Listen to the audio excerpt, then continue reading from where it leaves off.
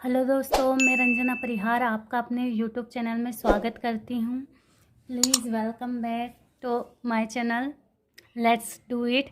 आज हम यमक अलंकार को समझेंगे। पिछले लेक्चर में हमने अनुप्रास अलंकार और उसके भेदों को समझा था, उसके 5 भेदों को हमने जाना था, और इस लेक्चर में हम यमक अलंकार को समझेंगे। क्या होता है यमक अलंकार देखेंगे। काव्य की ऐसी पंक्तियां जहाँ शब्दों की आवृत्ति होती है परंतु उन शब्दों का अर्थ अलग अलग या भिन्न भिन्न होता है। उदाहरण देखेंगे कि कनक कनकते सोगनी, कनक कनकते, कनक कनकते सोगुनी, सोगुनी मादकता अधिकाय, मादकता अधिकाय। यहाँ पर कनक का एक कनक का अर्थ है धतूरा और एक कनक का अर्थ है सोना।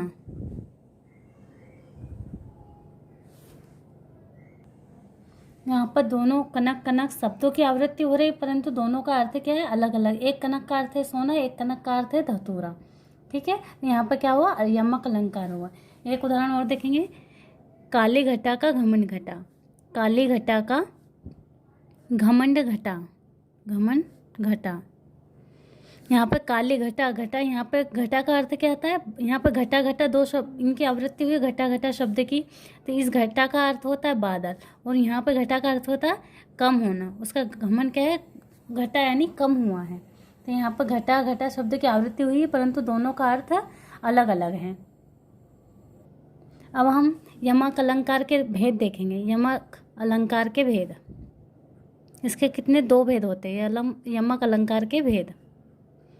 इसके 2 भेद होते हैं। कौन कौन से होते हैं, एक तो अभंग पद, अभंग पद अलंकार, अभंग पद यमक अलंकार, और एक होता है सभंग पद यमक अलंकार, सभंग पद यमक अलंकार। इन दोनों को समझेंगे क्या होता है।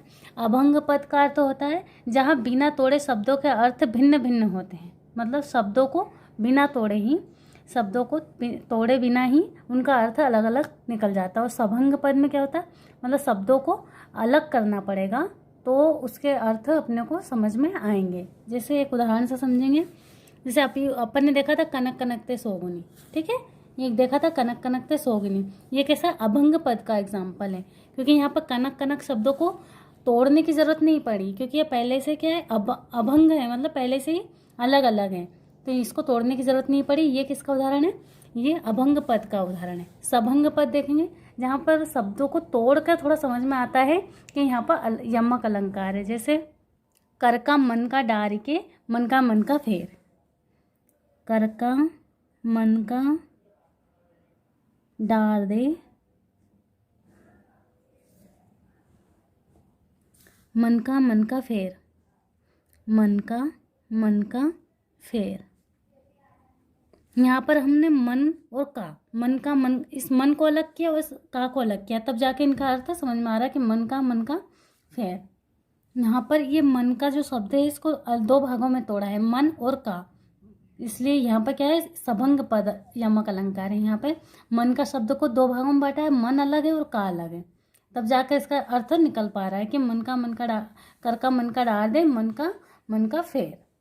इस तरह से हमने अभंग पद यमक अलंकार को समझा जहाँ पर जो शब्द रहते हैं उन्हें तो उसे तोड़े बिना ही हम अर्थ निकाल सकते हैं। और एक सभंग पद यमक अलंकार है, इसमें शब्द को तोड़ करके उसका अर्थ निकलता है। अब हम देखेंगे श्लेष अलंकार। श्लेष अलंकार क्या होता है ये जानेंगे। श्लेष का शाब्दिक अर्थ होता है चिपका हुआ। श्लेष का शाब्दिक अर्थ क्या होता है, शाब्दिक अर्थ है इसका चिपका हुआ, अर्थात काव्य की ऐसी पंक्तियां जहां पर एक शब्द के एक से अधिक अर्थ निकलते हैं, एक ही शब्द के एक से ज़्यादा अर्थ निकलते हैं, वहाँ पर क्या होता है, श्लेष अलंकार होता है। हमने यमक अलंकार में देखा था कि शब्दों की आवृत्ति हो रही थी और शब्दों की आवृत्ति होने पर सभी शब्दों के क्या थे, अर्थ अलग अलग थे, लेकिन यहाँ पर एक ही शब्द रहेगा और एक ही शब्द के एक से ज़्यादा अर्थ होंगे। ठीक है, इसकी परिभाषा लिखेंगे, ठीक है, डेफिनेशन लिख ली। अब इसका उदाहरण देखेंगे।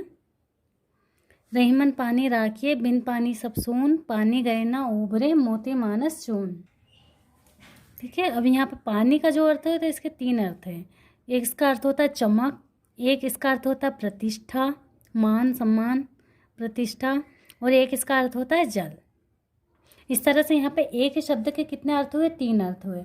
मतलब एक शब्द के और भी अर्थ, बाकी अर्थ उसमें क्या है? चिपके हुए हैं, इसलिए इसका नाम श्लेष अलंकार है। यहाँ पर एक ही शब्द क्या होता है? एक से अधिक अर्थ होते हैं। ठीक है, इस तरह से हमने श्लेष अलंकार को भी जाना। ठीक है दोस्तों, आज के इस लेक्चर में हमने यमक अलंकार और श्लेष अलंकार को जाना। मिलते हैं नेक्स्ट वीडियो में अगले अलंकारों के साथ। Thank you for watching this video. Like, share and subscribe.